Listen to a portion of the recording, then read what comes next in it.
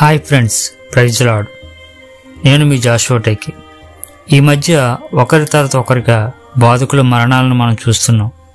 మొన్న ప్రవీణ్ పగడాల గారి మరణం, ఇప్పుడు ప్రకాష్ గంటెల గారి మరణ విషాదం. ప్రవీణ్ పగడాల గారి మరణం నుండి దేవుని పిల్లలు తేరుకోకముందే మరొక మరణం గురించి వినవలసి వచ్చింది. అయినా జీవమరణాలు దేవుని చేతిలో ఉండవని, నీతిమంతుల మరణం ఆయన దృష్టికి చాలా విలువైనదే అని గ్రహించి అందరూ ప్రభు చిత్తానికి తలవంచాల్సిందే. నీతిమంతుని జ్ఞాపకం చేసుకోవడం ఎంతైనా ఆశీర్వాదం అని వాక్యం సెలవిస్తుంది. ప్రకాష్ గంటెల గారి జీవిత రక్షణ మరియు సేవా జీవితంలో మీరు వినని అనేక విషయాలు ఈ వీడియోలో తెలియజేయబోతున్నాను. వీడియో పూర్తిగా చూసి లైక్ చేయండి. ఈ వీడియోపై మీ అభిప్రాయాన్ని తెలియచేయండి. ఈ వీడియో పూర్తిగా చూశాక ఖచ్చితంగా ప్రభువులో బలపరచబడతారని మాత్రం చెప్పగలను. ప్రకాష్ గంటెల మనోహర్ రావు, హేమలత గారి దంపతులకు జన్మించారు. ఈయనకు ఒక తమ్ముడు, ఒక చెల్లెలు ఉన్నారు. తన చదువు మొత్తం గవర్నమెంట్ స్కూల్లను చదివారు. స్కూలుకి సెలవు ఇచ్చిన ప్రతిసారి గుంటూరు తన మేనత్త గారి ఇంటికి వెళుతూ వేసవి సెలవులు గడిపేవారు.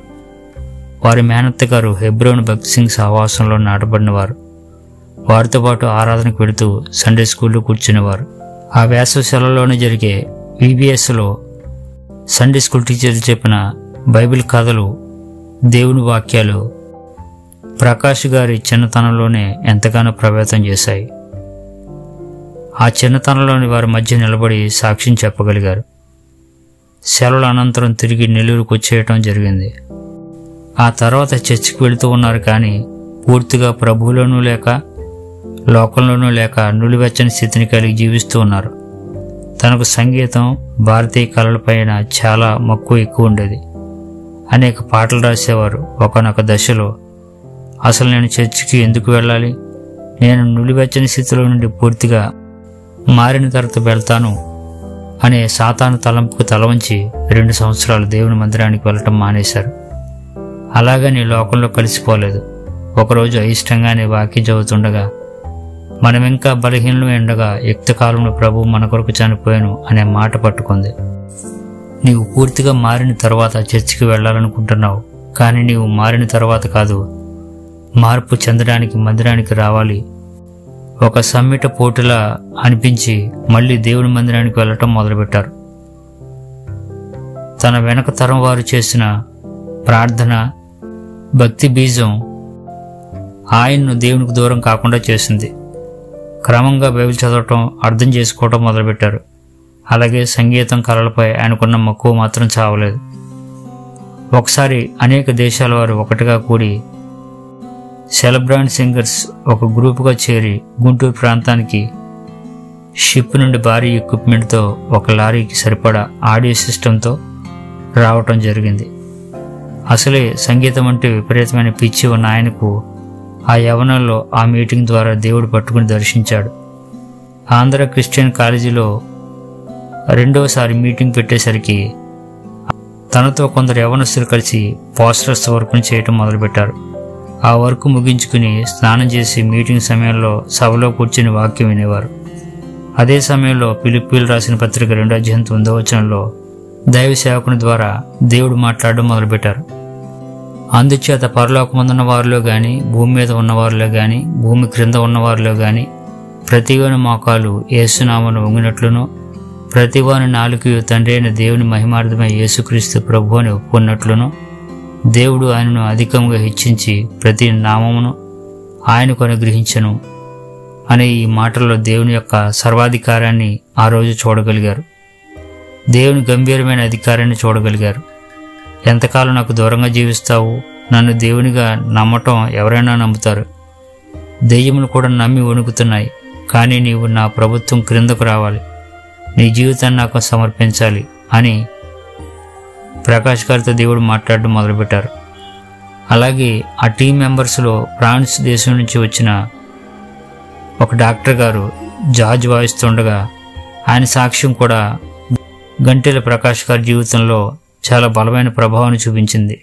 ఈ మీటింగ్ తన జీవితాన్ని పరిపూర్ణంగా మార్చివేసింది. వాక్యం లోతుల్లోకి ఎదగడం మొదలుపెట్టారు. మోకాళ్లపై గంటల తరబడి వాక్యాన్ని ధ్యానించడం అలవాటు చేసుకున్నారు. అలా చదువుచుండగా హెజ్కేల్ గ్రంథం ఆయన ఎంతగానో ఆకర్షించింది. ఆ గ్రంథం పదే పదే చదువుతున్నప్పుడు దేవుడు తనను టీచింగ్ మినిస్ట్రీకి పిలుస్తున్నట్టు తెలుసుకున్నారు. కానీ తన కుటుంబ సభ్యులు మాత్రం గల్ఫ్ దేశం వెళ్ళి జాబులో జాయిన్ అవ్వాలని పట్టుబట్టారు. ఎందుకంటే తన బంధువులు అప్పటికే ఆయా దేశాల్లో స్థిరపడ్డారు. వారి బలవంతం మీద పాస్పోర్ట్కు అప్లై చేశారు. కానీ భారతదేశంపై మక్కువతో ఆయన ఇతర దేశాలపై ఆసక్తి చూపలేదు. అందుకే ప్రభు సన్నిధిలో ప్రార్థించడం మొదలుపెట్టారు. ప్రభువా, నన్ను సేవకు పిలిచింది నిజమైతే పాస్పోర్ట్ వీసా నాకు రాకూడదు అని దేవుని సన్నిధిలో అడగడం మొదలుపెట్టారు. తనతో పాటు అప్లై చేసిన ఒక గవర్నమెంట్ ఉద్యోగికి 45 రోజుల్లోనే వీసా పాస్పోర్ట్ వచ్చాయి. కానీ 8 నెలలైనా ప్రకాష్ గంటిల్ గారికి రాకపోయేసరికి కుటుంబ సభ్యులు కూడా రాను రాను బలవంతం చేయడం ఆపేశారు. దీనిని ప్రభు మాటగా తీసుకుని ప్రభు కొరకు ముందుకు వెళ్లటం మొదలుపెట్టారు ప్రకాష్ గంటిల్ గారు. భారతదేశం విభిన్న మతాలు, విభిన్న జాతులు గల దేశం అని గ్రహించి బైబిల్ ఒక్కటే చదవకుండా అనేక గ్రంథాలను చదవటం మొదలుపెట్టారు. తర్వాత ఇవాంజలికల్ యూనియన్ మినిస్ట్రీలో ఎడిటర్గా ఎన్నుకోబడి ఎడిటర్గా కొనసాగారు. అనేక వ్యాసాలు, పత్రికలు రాశారు. కొంతకాలం తర్వాత రక్షణ ఛానల్లో విరివిగా వాడబడ్డారు. అసలైన ప్రశ్న శిశులైన జవాబు అనే కార్యక్రమం ఈయనకు మంచి పేరు తీసుకొచ్చింది. విస్తారమైన సువార్త సభల్లో చెరగని చిరునవ్వుతో వాక్యాన్ని బోధించేవారు.